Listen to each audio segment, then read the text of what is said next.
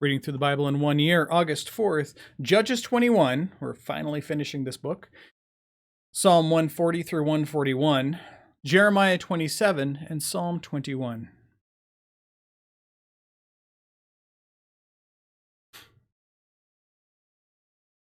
Now the men of Israel had sworn at Mizpah, "None of us shall give his daughter in marriage to Benjamin." And the people came to Bethel and sat there till evening before the Lord, or before God. And they lifted up their voices and wept bitterly. And they said, "O Lord, the God of Israel, why has this happened in Israel, that there should be today one tribe lacking in Israel?" And the next day the people rose early and built there an altar and offered burnt offerings and peace offerings. And the people of Israel said, "Which of all the tribes did not come up in the assembly of the Lord, the assembly to the Lord?" For they had taken a great oath concerning him who did not come up to the Lord at Mizpah, saying, "Surely he shall be put to death." And all the words are hard. And the people of Israel said, I already did that one. And the people of Israel had compassion for Benjamin their brother, and said, "One tribe is cut off from Israel this day. What shall we do for wives? What shall we do for wives for those who are left? Since we have sworn by the Lord that they shall not, or that we shall not give them any of our daughters for wives." And they said, "What one is there of the tribes of Israel that did not come up to the Lord at Mizpah, or to Mizpah?" And behold, no one had come to the camp from Jabesh Gilead to the assembly. For when the people were mustered, behold, not one of the inhabitants of Jabesh Gilead were there. So the congregation sent 12,000 of their bravest men there, and commanded them, "Go and strike the inhabitants of Jabesh Gilead."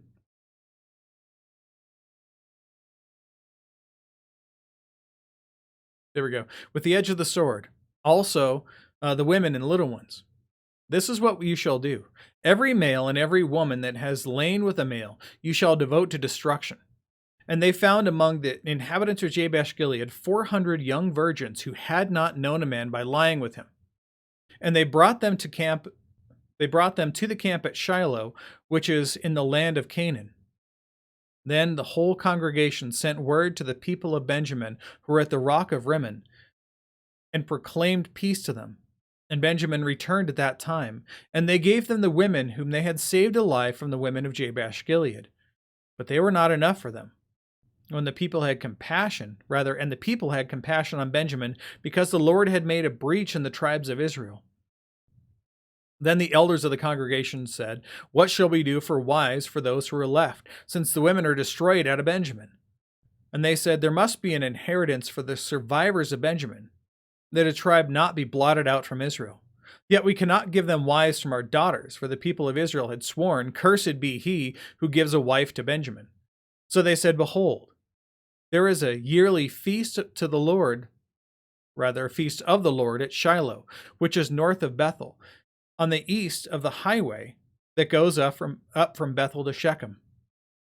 And this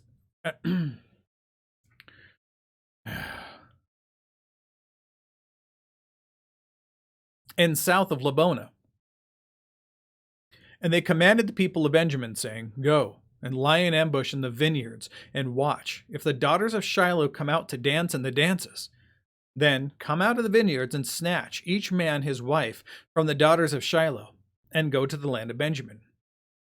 And when their fathers or their brothers come to complain to us, we will say to them, 'Grant them graciously to us, because we did not take for each man of them his wife in battle, neither did you give them to him, else you would now be guilty.' And the people of Benjamin did so, and took their wives, according to their number, from the dancers whom they carried off. Then they went and returned to their inheritance, and rebuilt the towns, and lived in them. And the people of Israel departed from there in that time, every man to his tribe and family. And they went out from there, every man to his inheritance. In those days there was no king in Israel. Everyone did what was right in his own eyes." I'm so glad to be done with this book, because even in this, it still goes so low. I mean, This is a great line from the Reformation Study Bible. Israel's degeneracy is now so complete that they even propose and allow the kidnapping of their own women to avoid breaking a rash vow when they promise not to give any of their wives or any of their, not their wives, but any of their daughters to the people of Benjamin. The nation is indeed acting unchecked in accord with its own sinful inclinations. At no point did they ask God what they should do. Not once. They just went and did their own thing. I'm so glad to be done with this book. All right. Psalm 140 through 141. Deliver me, O Lord, from evil men. Preserve me from violent men, who plan evil things in their heart and stir up wars continually. They make their tongue sharp as a serpent's, and under their lips is the venom of asps. Guard me, O Lord, from the hands of the wicked. Preserve me from violent men who have planned to trip up my feet. The arrogant have hidden a trap for me, and with cords they have spread a net. Beside the way they have set snares for me. I say to the Lord, you are my God. Give ear to the voice of my pleas for mercy, O Lord. O Lord, my...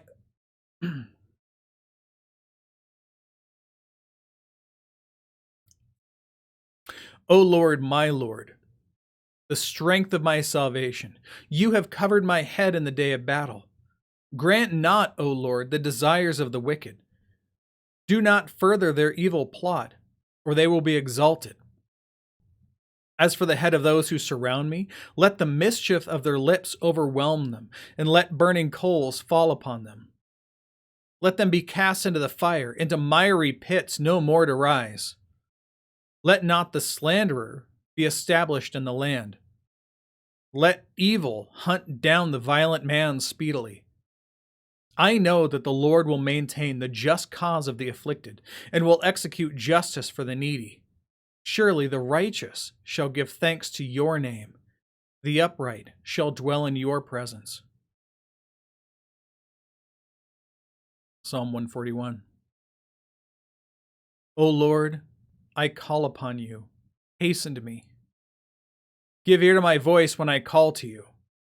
Let my prayer be counted as incense before you, and the lifting up of my hands as the evening sacrifice. Set a guard, O Lord, over my mouth. Keep watch over the door of my lips.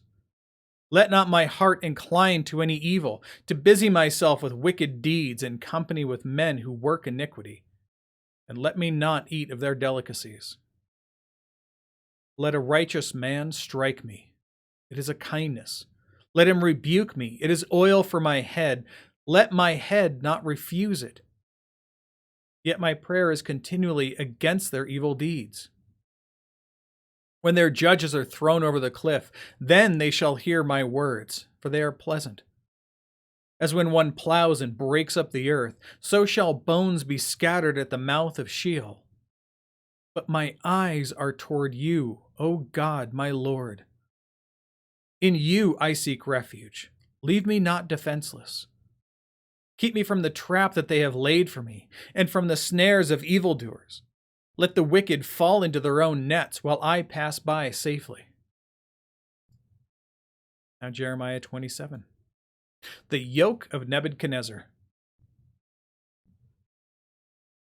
In the beginning of the reign of Zedekiah, the son of Josiah, king of Judah, this word came to Jeremiah from the Lord. Thus the Lord said to me, Make yourself straps and yoke bars and put them on your neck. Send word to the king of Edom, the king of Moab, the king of the sons of Ammon, the king of Tyre, and the king of Sidon, by the hand of envoys who have come to Jerusalem to Zedekiah, king of Judah. Give them this charge for their masters. Thus says the Lord of hosts, the God of Israel, this is what you shall say to your masters. It is I, who by my great power and my outstretched arm have made the earth, with the men and animals that are on the earth, and I give it to whomever seems right to me. Now, I have given all these lands into the hand of Nebuchadnezzar, the king of Babylon, my servant. And I have given him also the beasts of the field to serve him, All the nations shall serve him, and his son and his grandson, until the time of his own land comes. Then many nations and great kings shall make him their slave. But if any nation or kingdom will not serve this Nebuchadnezzar, king of Babylon, and put its neck under the yoke of the king of Babylon, I will punish that nation with the sword, with famine, with pestilence, declares the Lord, until I have consumed it by his hand. So do not listen to your prophets, your diviners, your dreamers, your fortune tellers, or your sorcerers, who are saying to you, you shall not serve the king of Babylon. For it is a lie that they are prophesying to you, with the result that you will be removed far from your land, and I will drive you out, and you will perish. But any nation that will bring its neck under the yoke of the king of Babylon and serve him, I will leave on its own land, to work it and dwell there, declares the Lord. To Zedekiah, the king of Judah, I spoke in like manner. Bring your necks under the yoke of the king of Babylon, and serve him and his people and live. Why will you die and your people die by the sword, by famine, and by pestilence, as the Lord has spoken concerning any nation that will not serve the king of Babylon? Do not listen to the words of the prophets who are saying to you, you shall not serve the king of Babylon. For it is a lie they are prophesying to you. I have not sent them, declares the Lord, but they are prophesying falsely in my name, with the result that I will drive you out and you will perish, you and the prophets who are prophesying to you. Then I spoke to the priests, to all this people, saying, thus says the Lord, do not listen to the words of your prophets who are prophesying to you, saying, behold, the vessels of the Lord's house will now shortly be brought back from Babylon, for it is a lie that they are prophesying to you. Do not listen to them. Serve the king of Babylon and live. Why should this city become a desolation? If they are prophets, and if the word of the Lord is with them, then let them intercede with the Lord of hosts, that the vessels that are left in the house of the Lord, in the house of the king of Judah, and in Jerusalem may not go to Babylon.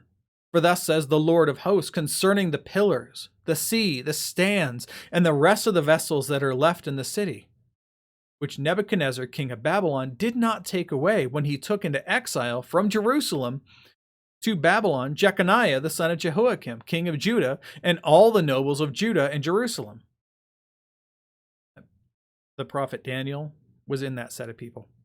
Thus says the Lord of hosts, the God of Israel, concerning the vessels that are left in the house of the Lord, in the house of the king of Judah and in Jerusalem. They shall be carried to Babylon and remain there until the day when I visit them, declares the Lord, and then I will bring them back and restore them to this place. We'll get to that in a few months, but that's in the books of Nehemiah and Ezra. Now Psalm 21.